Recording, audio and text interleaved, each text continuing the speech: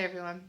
Indian in the Cupboard, chapter 15, reading number 4. And we remember Little Bear is down in the floorboards, beneath the floorboards, and Patrick is sleeping over. Little Bear is trying to find the key, and also the rat is under there as well. And Omri's mom just came and checked on Omri and Patrick to see if they were asleep. So now they're going back to check on Little Bear, who's there with the rat, presumably. Omri laid down flat. He didn't dare raise his voice, but he called softly. Little Bear, are you there? Come back. You're in terrible danger. Silence. Oh no, why doesn't he come? Omri whispered in a frenzy. At that moment, they did hear something. It was hard to identify the sound. It was the rat, all right, but what was it doing?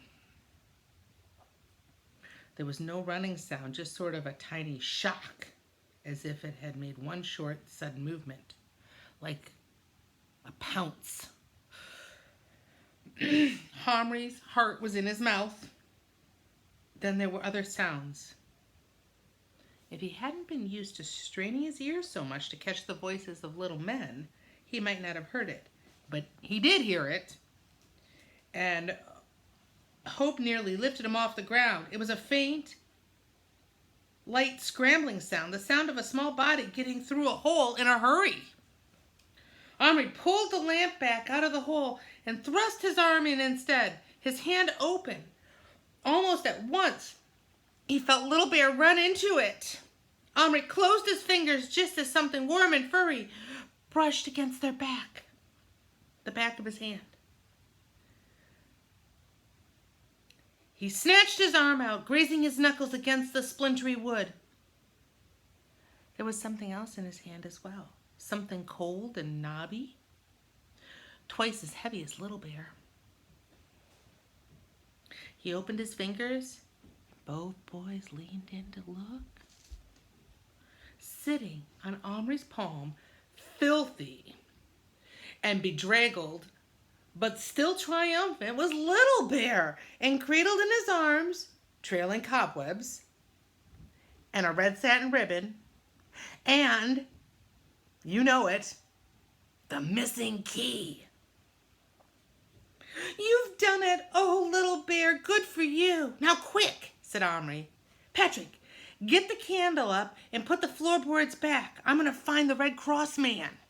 Remember, and this is earlier in the book, so I'm just going to remind you, remember when Omri had found the little medical man from the World War I, I think it was World War I, and brought him to life so he could help mend Little Bear when he got hurt from his horse, from being out in the yard? Well, now that's who he's looking for again. And I believe, and you guys probably remember too, what was his name? Yeah, Tommy. I think it's Tommy. I think that's his name. Let's see, okay? Reckless now, they switched to the top light on, and Patrick, being as quiet as he could, replaced the floorboard and the carpet, while Omri looked through the figures jumbled up in the biscuit tin. Luckily, the army medical orderly was right on top, still holding his precious doctor's bag. That's the most important part, right? Because he has all those things that we need in there. Little Bear, meanwhile, stood beside the pallet bed on which Boone was lying, staring down at him, still clutching the key in his arms. Omri took it from him and thrust the plastic man in the cupboard and turned the key. He made himself count to 10 while Patrick watched, pop-eyed and scarcely breathing. Then he opened the door. Oh, and we have a picture here. And this picture is actually, it's funny that it's on this page because it's about what we just read about with Gillen's rat and Little Bear and the key. That's kind of a scary picture, isn't it?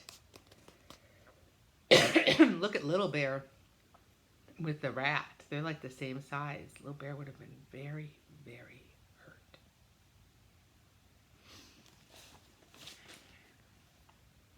There, stood his old friend Tommy. Oh, his name was Tommy. I remembered that. Carter has a friend named Tommy, so that's how I made that connection. His bag at his feet, rubbing his eyes and frowning around him. His face cleared as he saw Omri. Well, if it ain't you again. I don't half pick up my moments to drop off to sleep, I must say. Thundering great many winning overhead. I thought I was a goner. What's a mini? Asked Patrick in a croaked voice. What, another one of you? Asked Tommy, gaping. I must have eaten too much cheese for my dinner. Shouldn't give us cheese before a big attack. Very hard on the stomach. Especially when it's churning up anyway, with nerves. What's a mini? It's our name for a mini wiffer. That's one of those big German shells. Oh yeah, so it's World War II. Now I know, because I know who was in that war fighting against America. Making them a horrible row they do, even before they land. A sort of whistle that goes louder and louder, then kerboom. Then the blokes, with my job, has to be to pick themselves up and run as quickly as you'd like, wherever it fell in a trench to take care of the wounded. We've got a wounded man here. We want you to take care of him, said Omri quickly. Oh, yes. That old Indian again? No, it's another one. Could you step onto my hand, please? Omri lifted him to where Boone lay, and Tommy at once knelt down beside him and began a professional examination. Oh, he's in a bad way, he said after a few moments.